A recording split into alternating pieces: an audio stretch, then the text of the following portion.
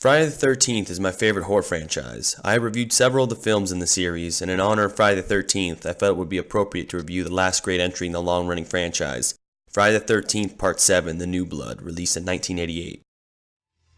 You're more interested in this telekinetic stuff than you are in me. That is not true, Tina. The only reason that I'm here is to help you overcome the guilt that you have about your father's death. That's all. That's bullshit!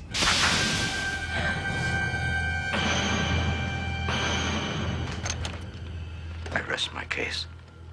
On the recommendation of her dickhead therapist, a young woman named Tina travels to Crystal Lake to confront her past, mainly the fact that she killed her father using telekinetic powers when she was a child. Tina accidentally raises Jason from his watery grave, and the masked slasher goes about slicing and dicing a group of horny teens who are at the lake for a birthday bash.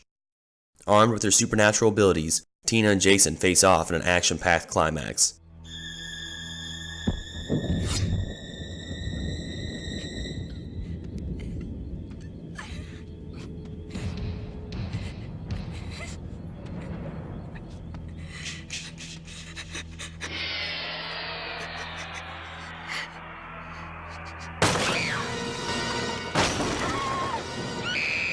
Jason's appearance in the film is memorable and iconic. Many Friday the 13th fans love Jason's look in this film. He really comes off as menacing. The special effects are amazing as well, and they did a great job incorporating all the damage Jason has taken over the course of the series. It also helps that this is legendary Jason actor Kane Hodder's debut as the hockey mask slasher. He adds an element of anger to the character. Hodder would go on to play the part in 3 more sequels. There's some humor to be had from Jason's annoyance with Tina. Hodder does a great job expressing his frustration through the heavy Jason prosthetics.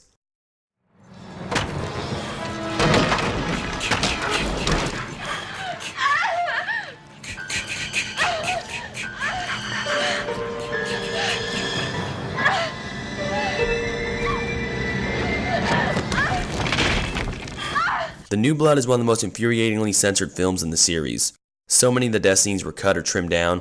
Watching it as a kid, it wasn't as noticeable, but as an adult, you can't help but notice the limited gore and the shitty editing of the kills. John Carl Buechler said it best himself during an interview.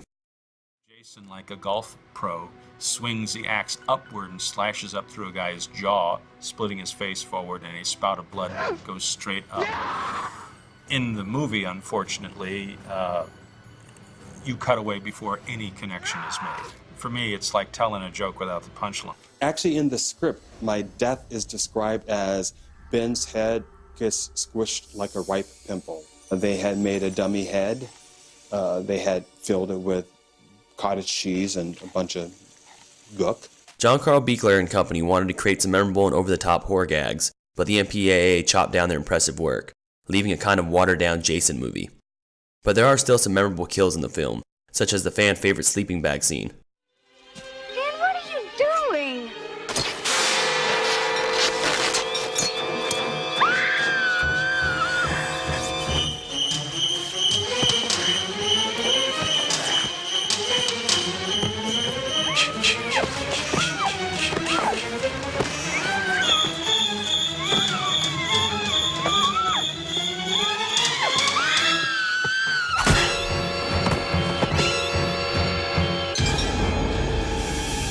Tina is a likable character and a nice adversary to Jason. It's refreshing to see Jason get his ass kicked for once. She was created as a Carrie ripoff after the original plans to have Jason fight Freddy fell through. She's one of the better final girls in the series.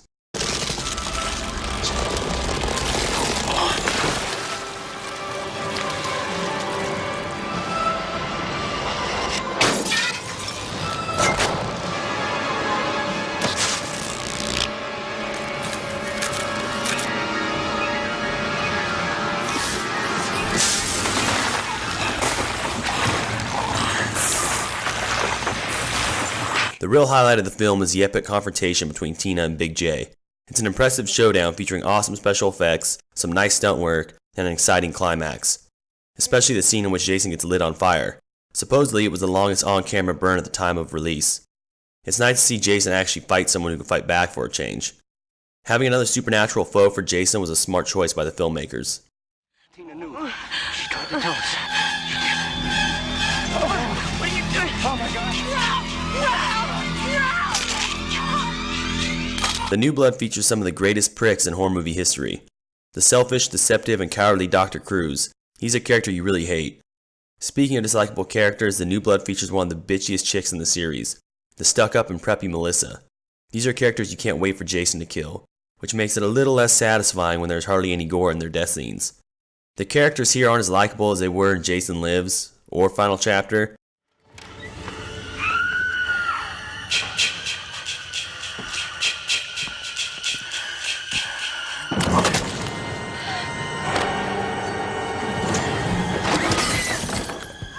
The New Blood is one of the most beloved entries in the franchise. A lot of horror fans say this is their favorite Jason movie.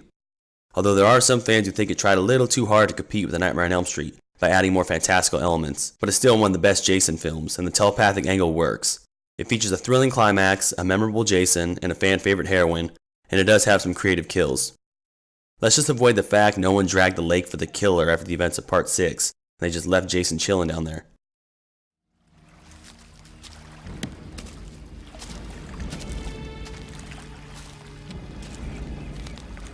I saw it. It's a big pink elephant.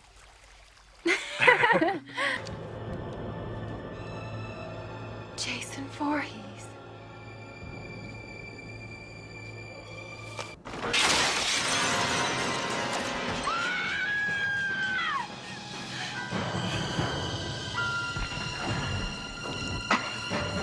And we did this makeup on John, and we did the animatronic. Of course, she vetoed that because I'd gone against her will. We actually put the makeup on, and we started shooting some. And actually, I came out at the end with that outfit on and brought Jason down, and it was never used.